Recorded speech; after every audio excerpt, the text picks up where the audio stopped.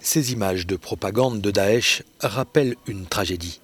À son apogée, les djihadistes du groupe État islamique contrôlaient une bonne partie du Kurdistan syrien au nord-est du pays. Dans cet État dans l'État, Daesh y a commis les pires atrocités contre les populations civiles. Les vainqueurs, administrés par des autorités kurdes, réclament désormais justice.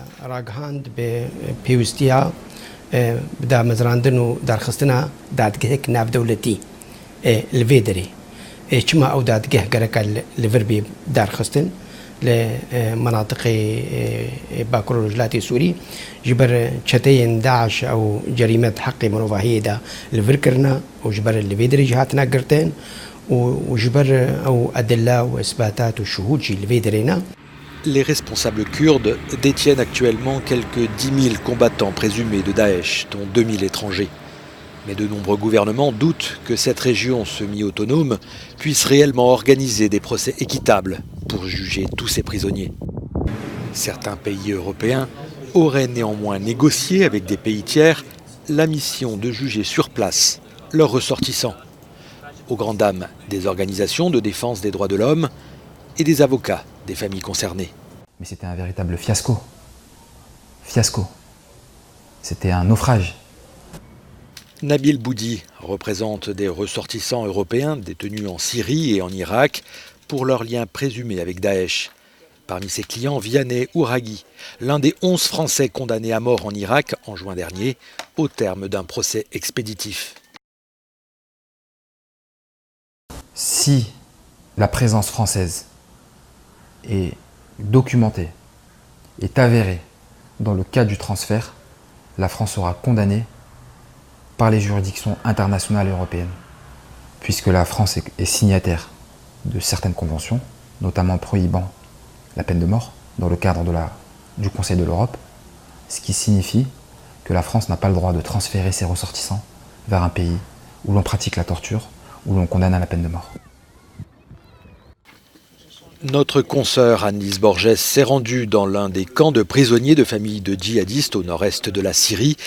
Elle y a rencontré de nombreuses femmes assurant être françaises ou belges.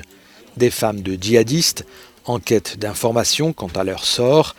Souvent veuves et mères de famille, elles dénoncent leurs conditions de détention pour elles et leurs enfants. Leur principale angoisse, être transférées et jugées en Irak. La France aurait préféré qu'on soit mort en fait. J'avais entendu ça.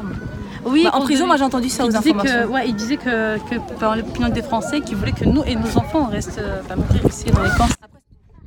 Quand notre consoeur leur demande quel regard elles portent sur leur engagement et leur allégeance à Daesh, toutes confessent leur regret. Si vous aurez fait quelque chose différemment, Tout. Moi je serais jamais venue là. On aurait tout, je pense qu'on aurait. Moi mes enfants ils étaient en Égypte dans une très bonne école. Je pense pas qu'on serait venus ici. Moi je serais jamais venue ici. Non, mais je peux vous dire, vous pouvez poser la question à tous les gens. Il y en aura très peu qui vont dire qu'ils sont fiers de ce qu'ils ont fait. Très très peu.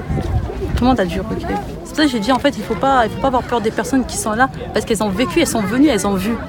C'est peut-être les personnes qui sont encore là-bas, qui sont encore dans leur pays, qui ne savent pas tout ça. En fait, c'est toujours une fausse image qu'ils leur donnent. C'est ça en fait. C'est une chose que les gens ils ont du mal à comprendre, c'est que l'État islamique c'est l'État islamique et nous c'est nous. Pas forcément tout ce que fait le président français, vous êtes d'accord avec ce qu'il fait. Il y a plein de choix, plein de décisions qu'il a pris et que c'est pas toute l'opinion publique qui est d'accord avec ça. En France, malgré les plaintes déposées contre le ministre des Affaires étrangères devant la Cour de justice de la République, la fermeté reste de mise. Pas question de rapatrier toutes ces femmes. Et si rapatriement il doit y avoir, il se fait au cas par cas, avec une priorité pour les jeunes enfants détenus.